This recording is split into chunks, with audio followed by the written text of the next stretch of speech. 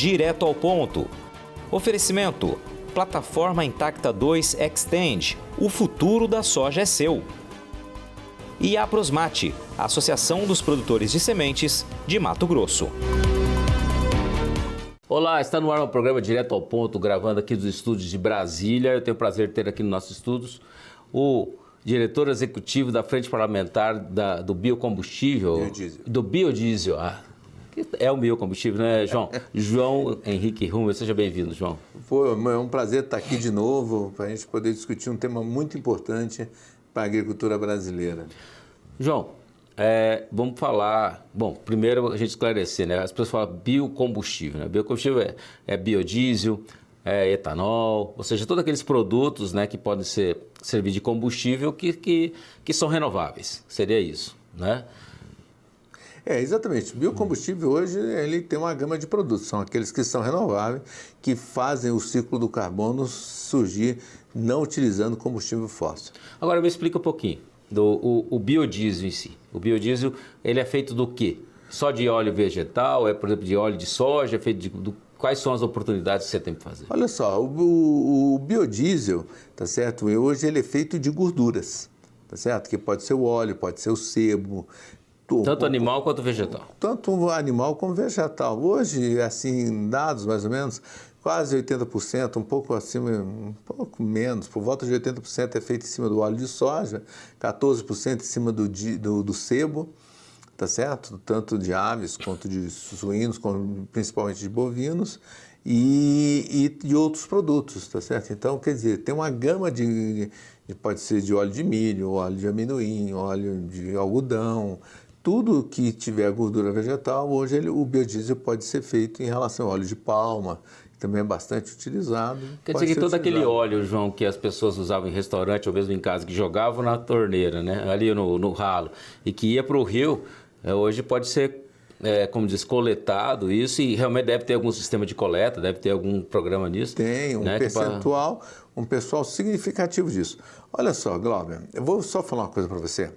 O óleo de soja, o óleo, de uma forma, ele passa a ser um problema ao meio ambiente. Uhum. E eu acho que o biodiesel, ele é uma solução não só ambiental, mas para toda a questão da logística, de você trabalhar o ciclo de carbono, tá certo? Dentro da utilização, para você não precisar pegar carbono fóssil para isso. Porque, olha só, vou só te dar um exemplo. Eu brinco muito que o biodiesel ele é um subproduto da proteína. Tá legal? Então é o seguinte, quando eu esmago soja, tá? Eu faço 4 parcelas de farelo de soja e uma parcela de óleo, tá certo? Então é o seguinte, se eu esmagasse 100% da soja produzida no Brasil, eu teria 120 milhões de toneladas de farelo de soja e 30 bilhões de litros de óleo de soja. Só que nós temos um problema. Você sabe qual é o consumo humano de óleo, tanto humano como industrial, de óleo de soja? Não nem ideia, João. 3,7 bilhões. 10%. Tá certo? O que acontece? O que eu faria com 26 bilhões de litros de óleo de soja?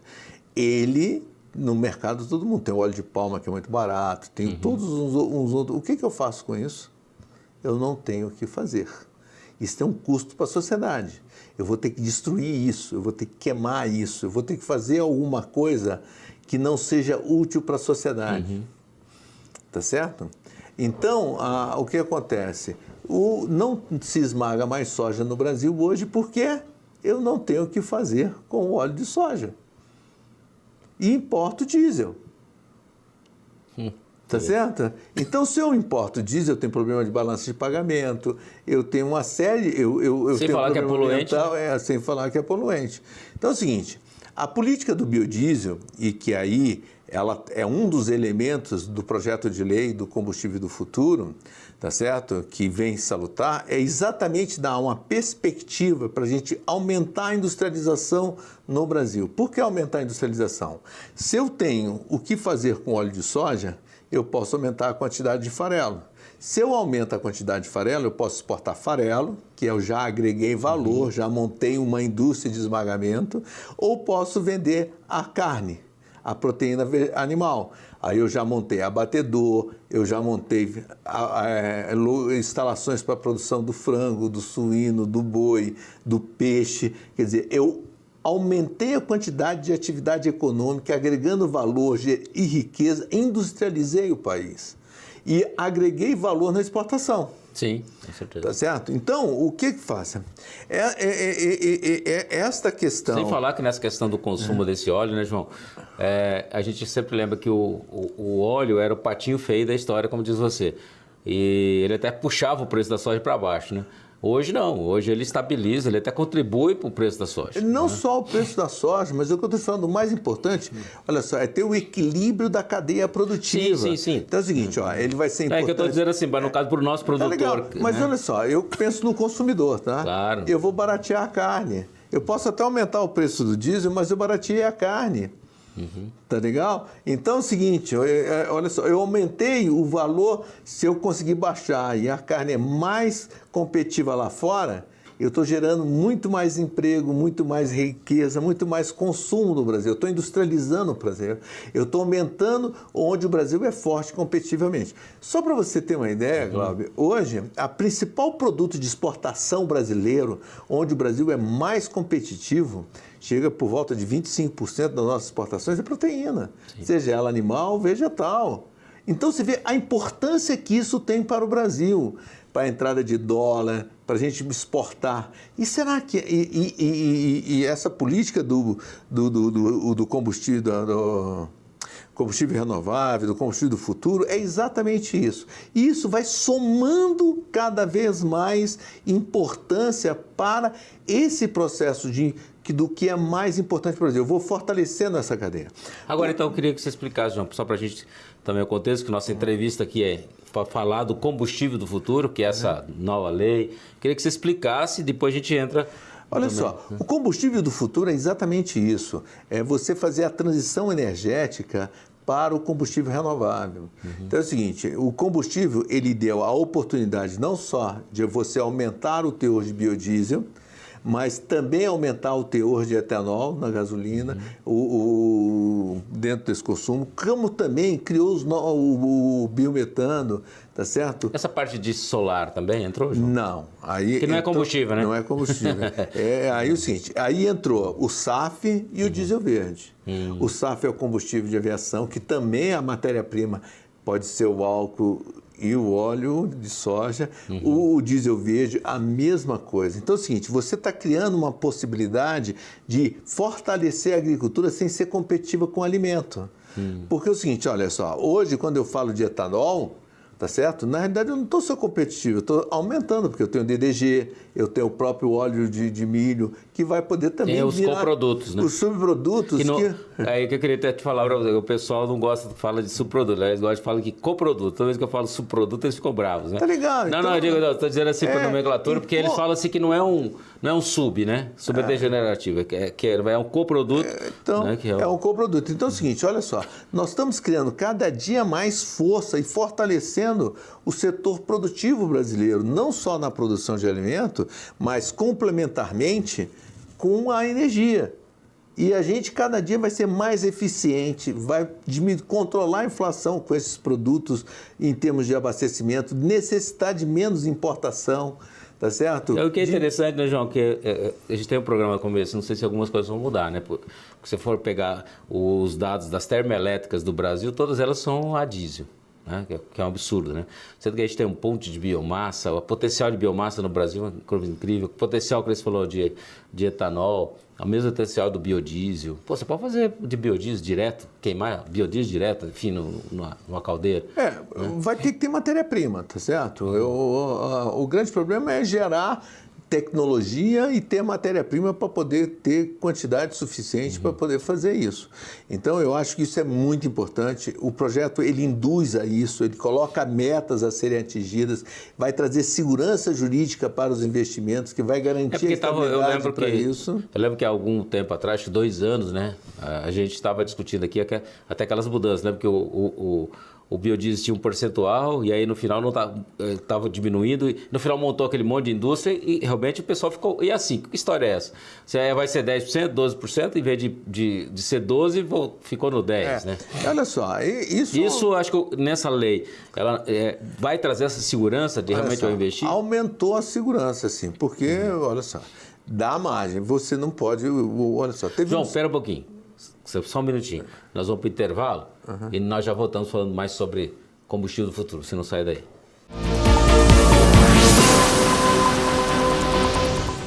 De volta direto ao ponto, conversando aqui com o João Henrique Rummel, que é o nosso diretor executivo da Frente Parlamentar do Biodiesel. Né, João? Você estava falando da questão desse combustível do futuro, da questão da importância da gente poder... Em toda a cadeia, né, João? É um fluxo, né? Então... Eu acho que é uma lei. E a questão de trazer segurança. Eu queria que eu te cortei até no final, eu queria que você continuasse o seu raciocínio. Olha só, o projeto de lei, ele traz segurança e traz fomento à produção, à estabilidade da cadeia produtiva da agropecuária brasileira, que é a industrialização do Brasil.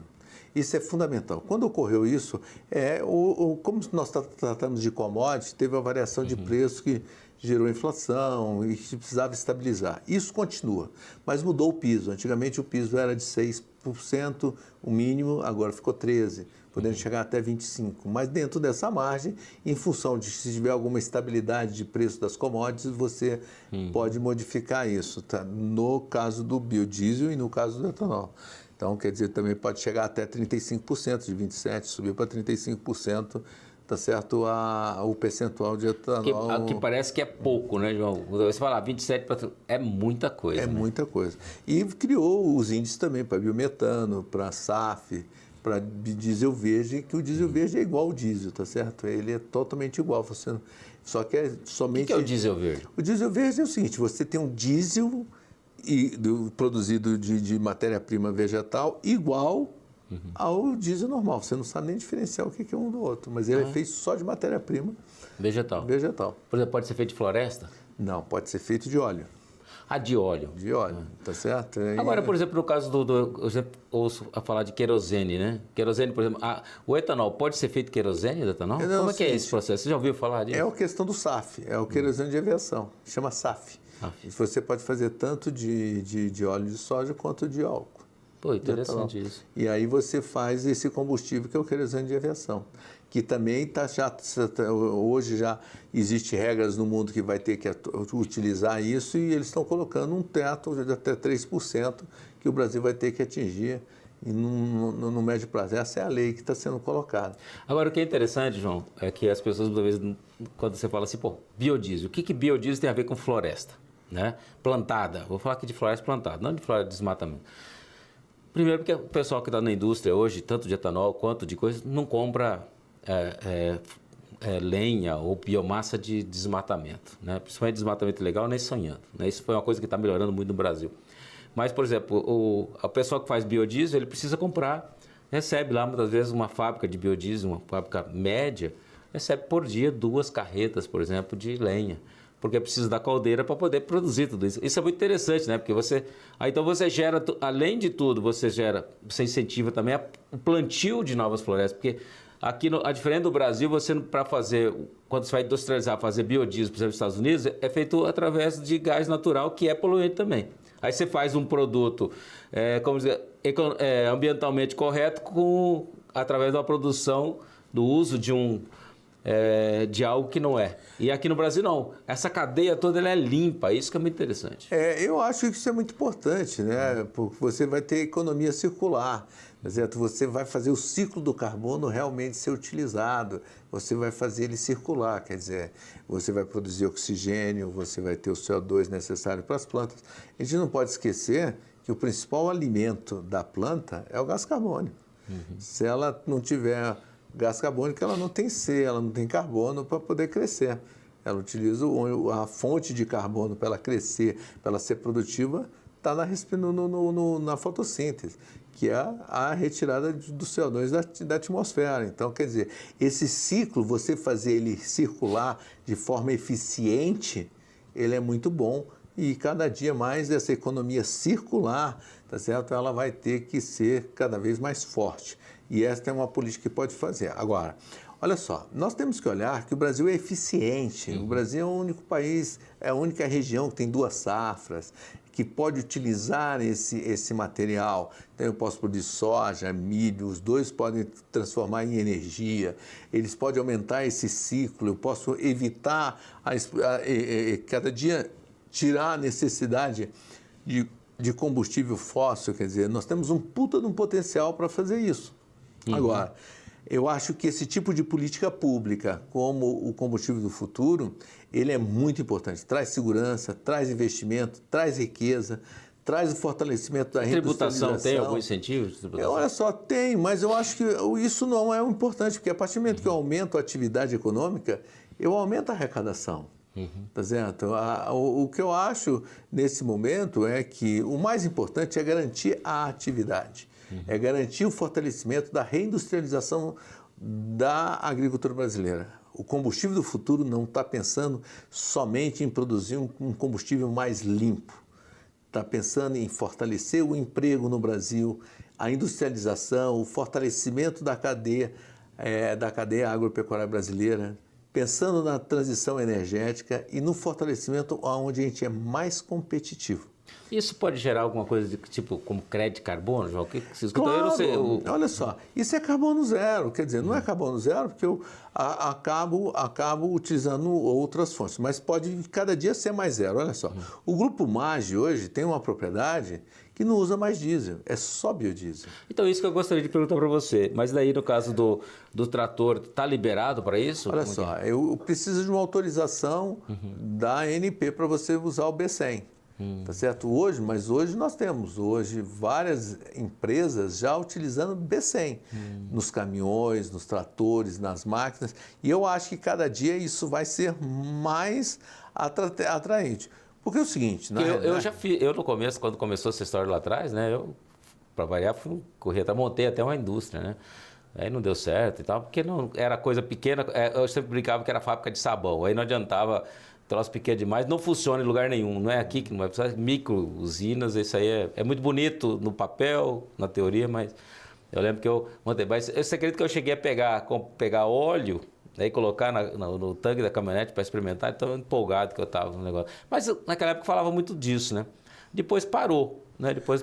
Ninguém falou mais do B100, né? Mas hoje tem B100. Hoje, por exemplo, tu já citei o MAGGI, a Produtiva, já tem pessoas trabalhando com B100 em caminhão, em máquinas agrícolas. A única coisa que é o seguinte, olha só, como tudo, você tem que ter cuidados, você tem que ter boas práticas para poder fazer isso. E o preço é competitivo? Hoje, nos preços hoje, com o barril do petróleo por volta de $70 e o preço da soja a $10 o bushel, é competitivo. Os preços são mais ou menos paralelos. É só que quando você pega, por exemplo, uma MAGGI, grupos assim, na verdade ele não está pensando no custo, né, João? Ele está pensando na pegada de carbono mesmo. Eu discordo de você, ele está pensando no custo. Quer dizer, ele tem a cadeia lá dentro dele, ele está pensando, ele deve estar reduzindo o custo. Olha só, não só isso, eu acho que qualquer política de governo ela tem que pensar em custo, ela tem que ser eficiente, tá certo? E competitiva, senão não dá certo. O biodiesel, cada dia, tem variações conforme uma commodity. É porque a sociedade não está preparada para pagar mais no etanol ou mais no biodiesel para dizer que eu sou ambientalmente correto, né? O povo, na hora, ele quer saber quantos centavos, né? Exatamente. Então, eu acho que isso é eficiente. Então, a lei do combustível do futuro vem fortalecer isso e fortalecer essa cadeia como povo. Vou voltar a repetir. Ele não está olhando só o combustível. Ele está olhando a reindustrialização do Brasil, geração de riqueza e competitividade do Brasil, onde ele é mais competitivo, que é a cadeia da proteína. Que maravilha, João.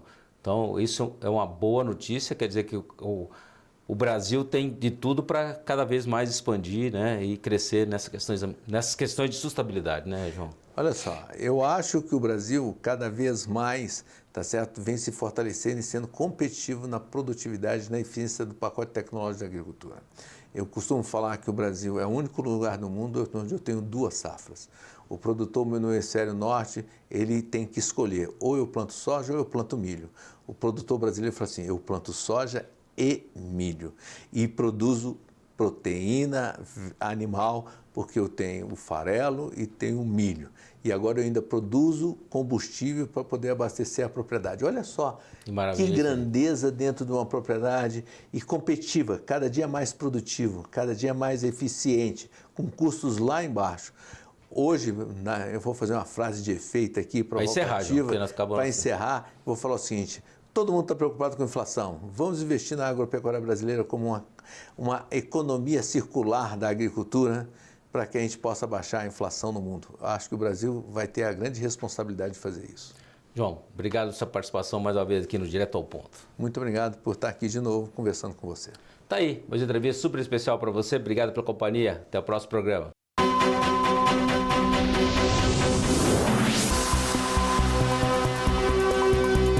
Direto ao Ponto. Oferecimento: Plataforma Intacta 2 Extend. O futuro da soja é seu. E a Aprosmate, Associação dos Produtores de Sementes de Mato Grosso.